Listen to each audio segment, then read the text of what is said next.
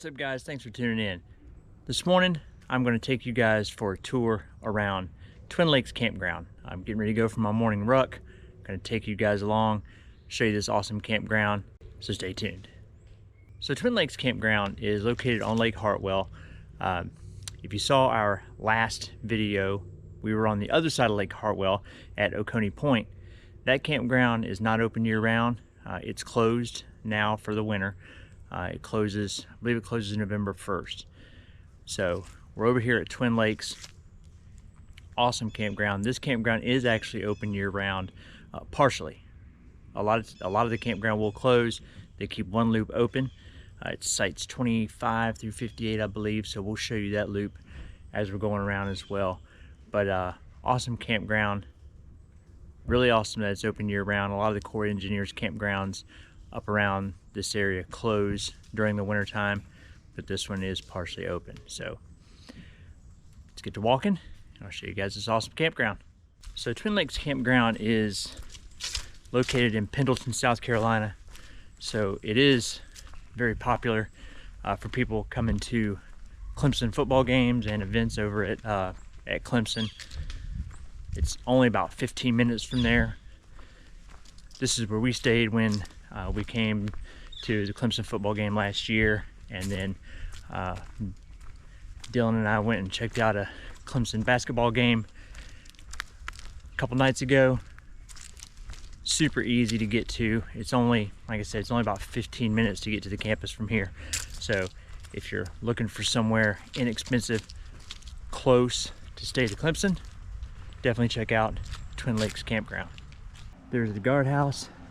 So you're going to come in, and to get to the first set of sites, you're going to make a right, and we're going to go way back here to the back of the campground. We're going to start back here at site 1 and work all the way back around up to site 101. So there's 101 sites at this campground, and it is very, very spread out over multiple loops. So it is a pretty good ways down to get to these first set of campsites. You come down and you go down this big hill, big S-curve hill way around to the back. So as we head down, we see you got a big old bathhouse here, right at the beginning of where all the campsites start, back here on these back loops. So we're going to go right here. We're going to make a right and head down to sites 1 through 24. So as soon as we turn right, get back here to these sites, site 24 actually starts here at the front. So they start at 24 and work their way back, but you can see the angle that you have to back in on. You would actually need to go all the way down to the back, go around the loop, and then come back out so that you can back into this site. So even though site 24 is right here, as soon as you turn onto this loop, it's right here, but there's really no way to back into it without going all the way down and making a U-turn and coming back. So this will start at site 24. This is going to be site 23, which is actually a big pull-through site. And I'll show you this one because it's pretty unique, kind of a cool site. So I'll show you how you have to get into site 23, but basically you've got to continue up, come around up this loop, and then you've got a straight pull through right here. But not a huge area to put your RV, so it is kind of set up for a smaller rig. But then you've got steps that go down here, and then that is your campsite area down there with more steps to go down to access the water back here in this cove. Super awesome site though. And site 22, again, wide open view of the water. Site 21.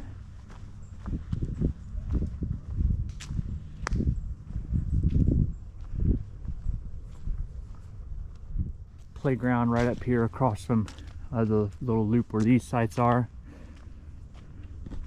So that's what I was saying. You have to come down the road And then if you can make the turn, you can turn onto this loop to get to 21, 22, and 23 down here. If not, you'll have to go all the way up around the whole loop and come back.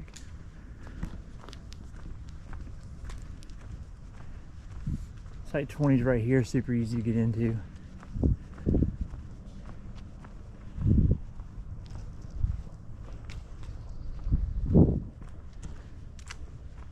So 20 through 24 up there are all going to be, you're going to have to come down here and turn around and go back. They're actually accessible on the way back out of the loop.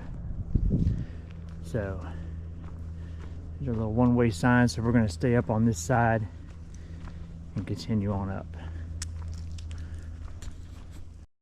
So as you get to the top of the hill, you're going to have sites 1 through 7 are going to be down here to our right. Then we'll come back up and go 8 through 24 on the way back out. So let's go see sites 1 through 7.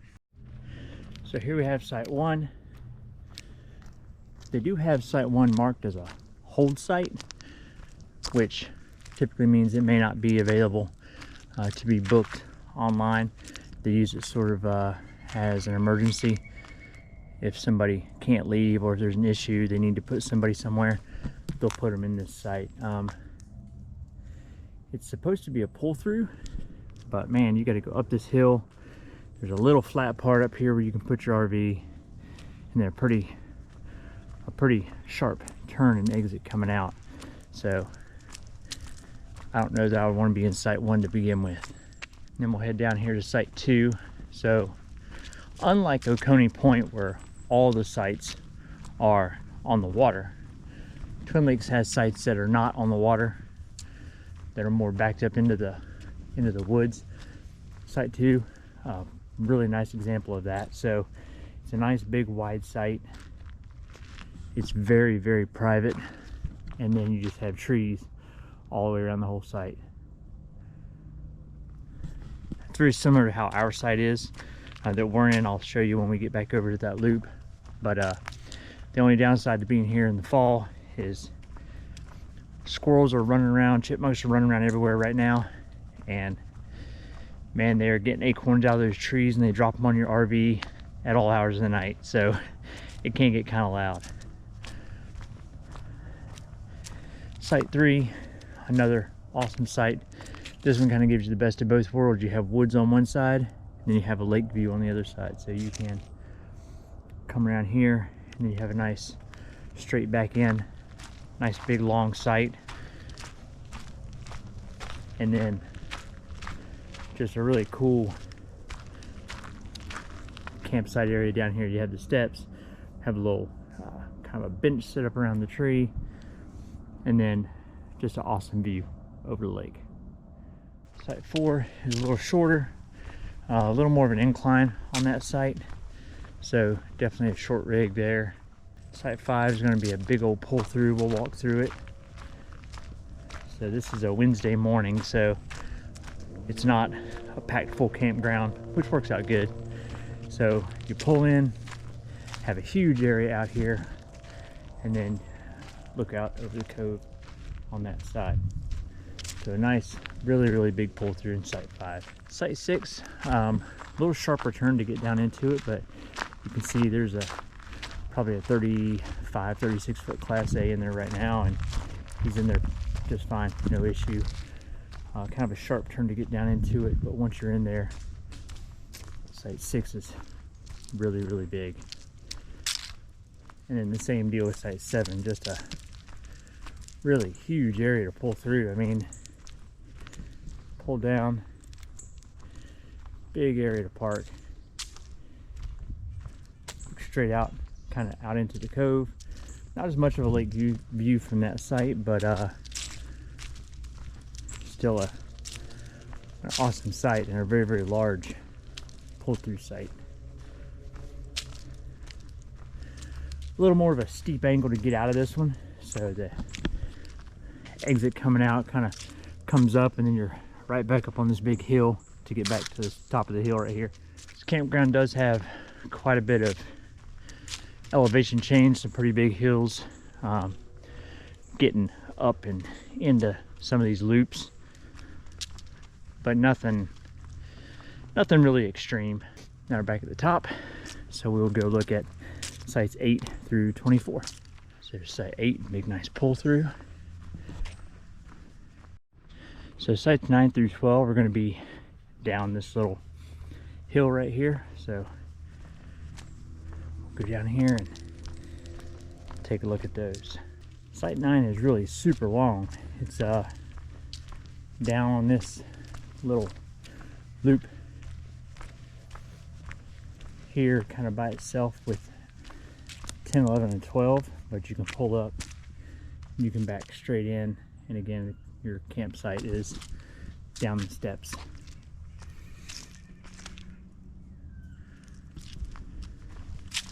There's 10, site 10. Pretty steep pull through to get down into that one. Really set up for a shorter rig. And then there's site 11. So you get into site 11 by going down the little side road and backing straight in. So 12 is a little different. That is designed more to be a site that you would pull straight in. So if you had a drivable Class A, Class C, you would just pull straight in. That's not a back end site, site 12. And then we'll work our way up here to site 13. And again, the flat part of these pull-throughs are big enough for RVs that are a little bit larger, but the access getting in and getting turned and then getting turned to get out on the exit, just be aware, like 13, very sharp turn to get up out of here. And then 14, have a little hill to back down, but super long site. 15, got a big old Class A in there, so it's a pull through, but again, you would have a really sharp turn to get out. You would probably almost need to back out onto the road. That turn is incredibly sharp, so that Class A is going to have to back out of that site even though it's pull through. And site 16, nice and straightforward. It's just a straight back in site, no issues. 17, nice big wide pull through, so you would have room to get in there and make your turn to get out of that one. But again, definitely smaller RVs for sure would be a lot easier to navigate through these little short pull through sites. And there's 18. 19, nice big pull through,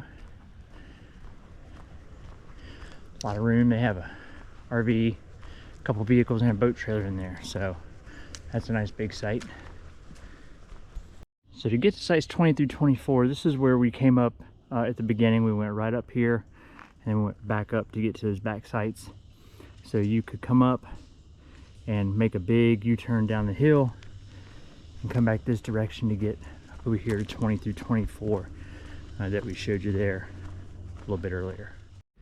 All right, so we just come up our hill. Now I'll take you back to sites 25 through 58, and this is the only section that's open year-round. So this section stays pretty full. All the sites I believe back here are on the water or have a good view of the water. So 25, big pull through. Have some extra parking right here just past site 25. And all these after site 25, all these along here on the right side as you go down. So 26, 27, big back end sites. All of them are nice and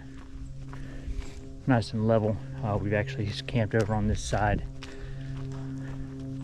a couple of years ago. We were over here in these sites. We stayed on each side, and really good sites. So 28 is a really big pull through.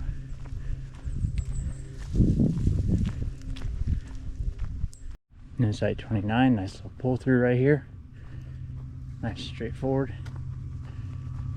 and then kind of leads right into site 30. There's not really a lot of space. These sites are very skinny. They're right along the road, so it's pretty much you just pull off the edge of the road, and this is your site. So if you had slides or something like that, probably not a good site. Camper van, or definitely a small RV with no slides, would be better for that.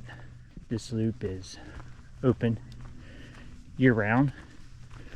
The bathhouse down here on this end in the middle of the loop is closed.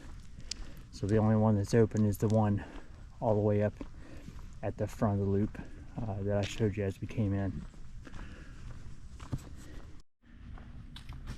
So then we come up and we have site 31 that is just a tent site. So a little parking pad here, and then down the steps to where the tent site is, but really awesome tent site. Looks right out over the water, so it's kind of elevated and looks right out over the cove. So super nice site. 32 and 33 right here, close to each other, but 32, really big site. 33, 34, you can see we have a nice big alliance in that site, so that's a really big site. 35 is a little shorter, but to give you an open view out to the lake. Site 36, pretty short site. And then we get down here to site 37. 37 is going to be a buddy site, double site. So it's going to be twice as much as a normal site because it is super wide. So this whole site, double site. So if you're here camping with somebody, you can back in and there's two power boxes on it. So it's two sites combined right here on the point. Really nice site, but it is a double site, so you'll have to pay for two sites for this one. And 38, nice big Class A in there, so you can see it's plenty long. Sorry, that's 39, correction. So 38 is our buddy site, 39 beside it.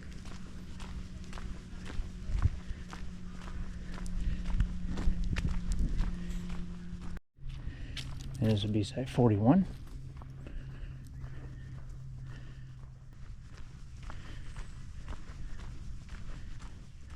Site 44 and 45 are down this little loop here, kind of by themselves.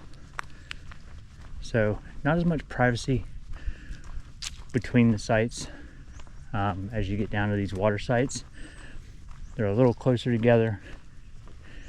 You have a few, like site 46 over here that doesn't really have any neighbors,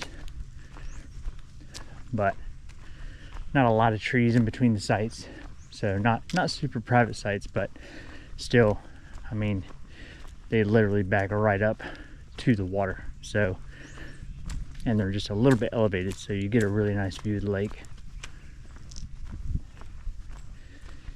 And they're all super long, so even the biggest RV can fit in here. But you will have to go all the way around that loop that we just walked to get back the right direction to back in.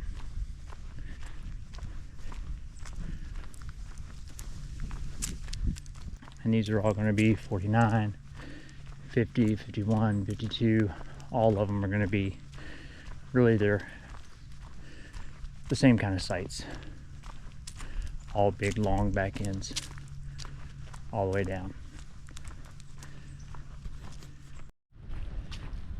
So 53 through 58 are going to be down here on this little loop by themselves. 53, 54, another big buddy site. And then we've got 55, 56, 57, and 58. And that's all the sites on this loop. 56 and 57. No, not really much of a water view from there. And they're kind of tight together. Really nothing in between them for any kind of privacy in between those two sites. but 58's pretty private. Got a big Class A backed up here, and you see he's kind of backed up right into the trees, so that's a nice private site and a lot of shade. I will say that almost all these sites have a good amount of shade. So one of the biggest drawbacks, that was sites 1 through 58. We're a little over 2 miles in. So when I said this place was big and spread out, I wasn't kidding. So that's 1 through 58. We've got dumpsters right here behind us on the way out. I want to stop here so I can get this wrapped up before I head up this hill, because it's I'm going to be huffing and puffing pretty good by the time I get to the top. But the biggest drawback of these sites is there's no dump station back here at sites 1 through 58. None of the sites have full hookups, so you're going to have to go to a dump station if you're here for any length of time. The closest dump station is to these sites is going to be all the way up this hill I'm about to go up. Basically all the way back up by the front gate is going to be the closest one, and then there's one down a little closer to where our site is. And the one that's right here by the, up here close to the gate, it's on a weird like angle. It's not very level, not a great location for a dump station, but if you're just dumping a portable tank, then it's fine. But if you're going to be dumping straight from your RV, I'm going to show you the other dump station, which is the one that I would recommend using. So I'm going to cut this camera off, and I'll see you guys when I get to the top of this hill. Whew, all right, we're at the top of the hill now. That thing is no joke to walk down and up. And here's the dump station that we're talking about, and you can see it kind of goes down, turns and goes back out. Not super user friendly for dumping straight from your RV, but it'll definitely work for dumping a portable tank. But it's on a big slope, so not level at all for dumping straight from your RV. This is the dump station I would recommend using. This one's on the main road. As you come in from the entrance, you just come straight back and you'll enter it from the other end and come out on this side. But you can see it's a big, nice, wide dump station, so you have plenty of room to make a U-turn and come in and dump, and then just have a nice easy exit on the way out. So much better dump station than that one up by the guardhouse. We get down here, you can see we have our signs telling us at sites 81 through 102. We're going to be straight up here, which is up where we are at. But before we go up there, I'm going to go back here, go to the right, and show you 59 through 68.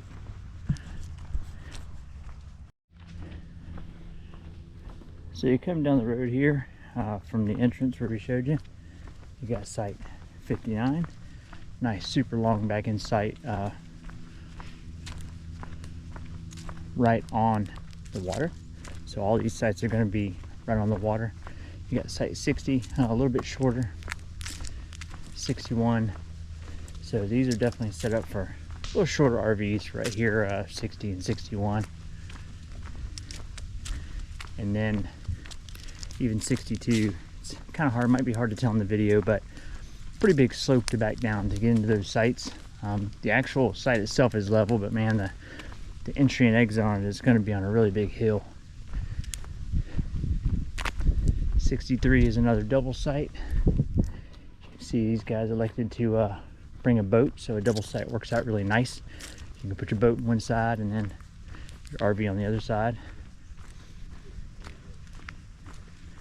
Site 65, a little bit of an incline backing in, but a big level site. 66 is a little bit of a shorter site, steps that go down and get you down here to what is normally the swimming area during the summertime.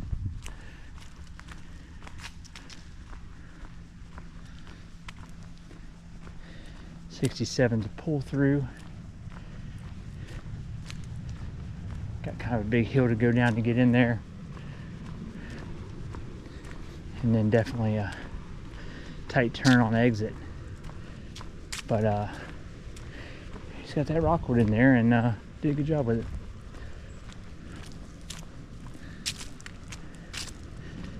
'68 is a huge, wide back end, really nice, big, wide site. Gotta just kind of pull up the hill and back right down into your spot. So nice site. And then that brings us back up to the top of the loop.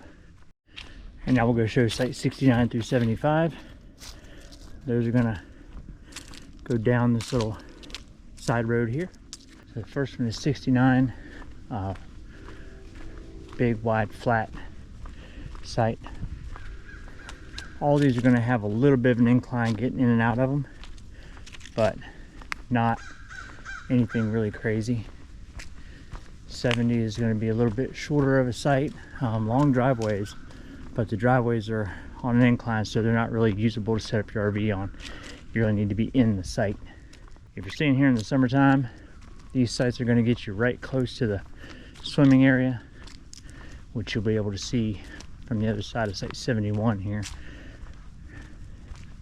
So I'll walk down into 71 and show you guys what I'm talking about. So I pull up, kind of a big drop off right there to get down in there, but big wide site, and you can see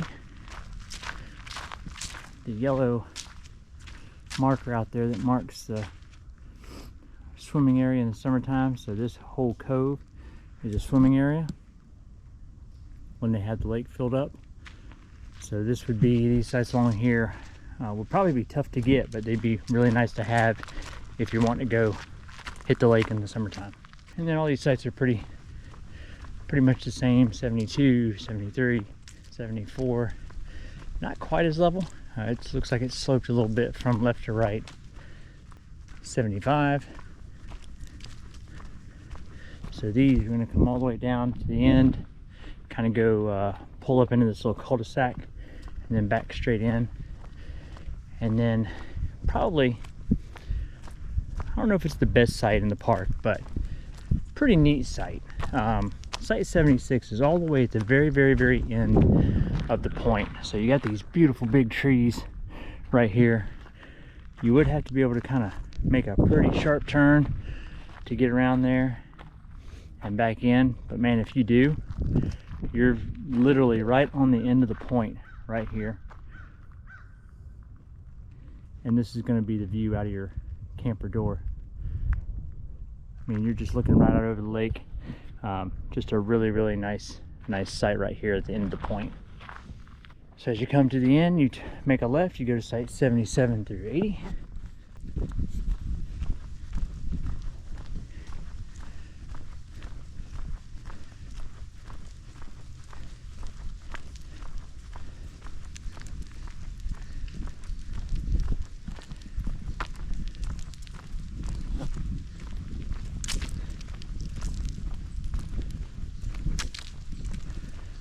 And site 80 is the last one on this loop back here.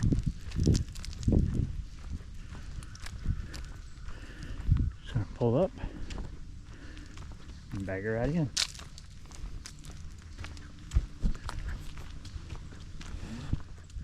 All right, so while I'm on the way over to show you this last loop, which is the loop we are on, take a second and tell you guys again about the Corps of Engineers book. If you saw our last video, I talked about it. That's how we find all the Corps of Engineer sites. It's going to have the state, it's going to have the city that they're nearby, all the amenities, the price. I mean, it's just an excellent resource and a lot easier to find Corps of Engineer campgrounds in the book than it is trying to scour recreation.gov or look on the internet. So it's been a great resource for us, and I'll leave a link right above to that book. 81 is going to be right here. That's our site. 101 is directly across from us. Big pull through. Site 100 right here. Big pull through. And there have been a few mornings where I've seen some deer out here. And also at night when I'm taking our dog out, shining a flashlight, and you can see them out there. So nice site. Here's 81. tucked in the trees. Squirrels dropping acorns on us all night long, so that hasn't been great, but it's a trade-off. So we've had to move one time since we've been here because it was incredibly full over a football weekend. So we were in site 82. Really liked 82. 82 is a huge site, really big site. There's a bathhouse directly across from site 82. 83, another big huge site. Biggest downside is you have to kind of, whereas on the other loops you're backing down a hill to get into your site, this one you have to kind of back up a hill. It's not terrible, but you do have to get up that hill to get into some of these sites. And here's 84 buried back in the trees as well.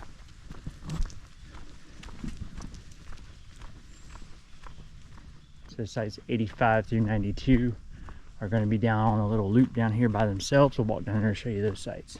So the boat ramp for this campground is not inside the campground. You go just outside the campground to the right, and that takes you down to the boat ramp, but it's not located in the campground like it is over at Oconee Point. Like almost everything in this campground, you're either going downhill or uphill. So we're going to go down this hill to get to these sites, and these are all going to be right here on the water. It starts with site 85, which is kind of here, first site by itself. And then it's a pretty good little ways up here to get to site 86. Then you've got 86 here, super wide, big, wide site. 87 straight across. Saw a lot of families camping with each other down here in this loop because it is really conducive for that. You have really huge sites. They're right directly across from each other. There's extra parking right here by 86, 87, and 88. So it's just a nice area if you're camping with a group of people to where you can all be close together, have extra parking. So really good for like a group. And here's 89. Site 90 has a pretty good incline to back down, but again, it's super wide and super flat once you get down that incline. 91 is a very long site. That's where that Jayco is. 92 is another one of those pull-throughs. It's kind of on the end of a point by itself. You do have to be able to make that turn to get into it. But 92, if you can get in there, you're just looking right off the end of the point, right out over the lake. So super awesome site. Sites 93 and 94 right here. These do not loop around. These just go down. So 93, 94, and then they just, that's the end of these, and then there's a turnaround down here so you can get turned around to come back out. And then this big nice long site right here is going to be 95.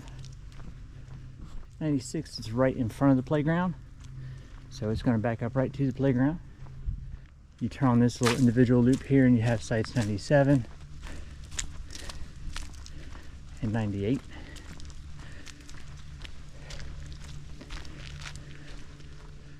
And then you have site 99, which is kind of different.